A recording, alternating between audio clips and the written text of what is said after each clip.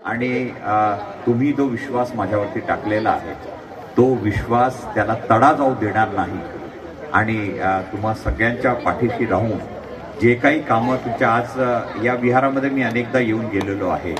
आता बाबासाहेबांना हार टाकायचा असला की आपल्याला शिडीचा आपल्याला उपयोग करावा लागतो.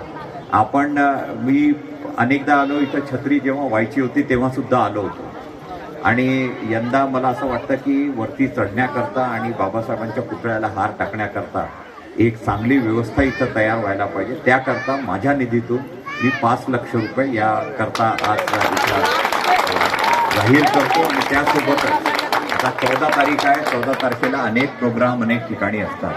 आज या विहाराच्या माध्यमातून आणि या महिला मंडळाच्या माध्यमातून भोजनदानाचा कार्यक्रम माझ्यातर्फे आपण करावा आणि त्याकरता जे काही लागेल ते माझ्यातर्फे जरूर घ्यावं एवढीच विनंती करतो. तुम्हा सगळ्यांना परत एकदा भीम जयंतीच्या खूप खूप शुभेच्छा देतो आणि आपल्या वाडीला विराम देतो.